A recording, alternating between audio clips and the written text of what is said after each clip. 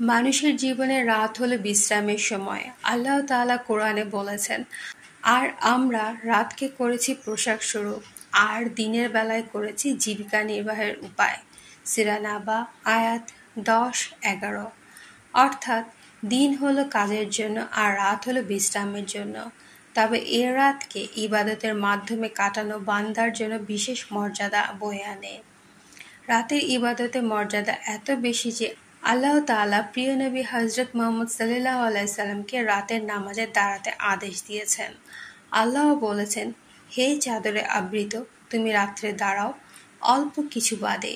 সূরা মুজাম্মিল 1-2। এই আয়াত প্রমাণ করে রাতের ইবাদত বান্দাকে আল্লাহর নিকটবর্তী করে এবং বান্দার রূহকে পবিত্র করে। কিন্তু সবাই তো কিয়ামুল লাইল অর্থাৎ তাহাজ্জুদ পড়তে পারে না।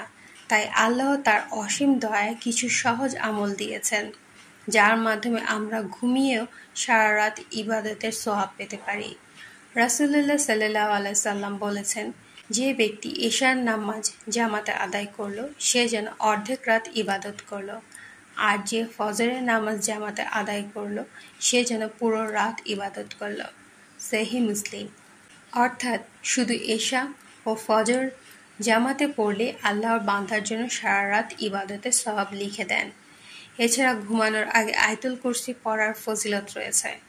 সহিহ হাদিসে এসেছে, রাসূলুল্লাহ সাল্লাল্লাহু আলাইহি সাল্লাম সাহাবী আবু হুরায়রা রাদিয়াল্লাহু আনহুকে শিখিয়েছিলেন, যখন তুমি শোবে তখন আয়াতুল কুরসি পড়ে নাও।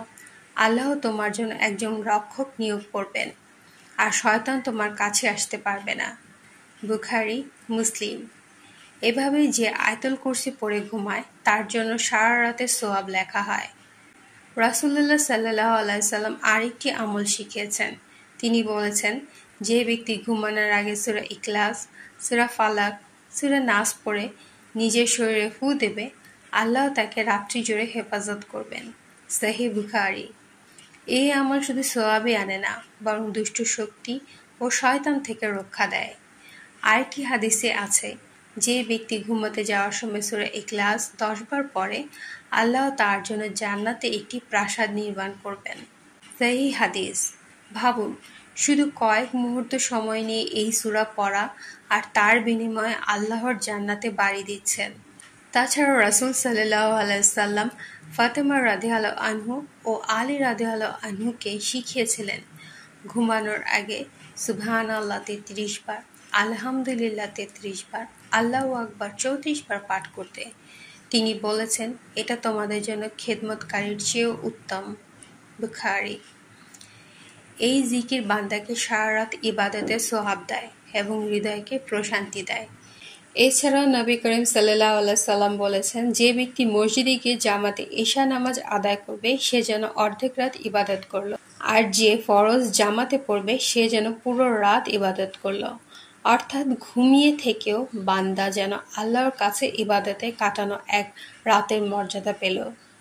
প্রিয় দর্শকবৃন্দ, এই ছোট ছোট আমল আমাদের জীবনের প্রতিদিনের অংশ হতে পারে যদি আমরা নিয়মিত এশা ও ফজরের নামাজ জামাতে আদায় করি, যদি ঘুমানোর আগে আয়াতুল কুরসি, সূরা ইখলাস, সূরা ফালাক, সূরা নাস এবং কিছু জিকির পড়ে নিই, তবে আমাদের প্রতিটি রাত আল্লাহর ইবাদতে ভরে উঠবে।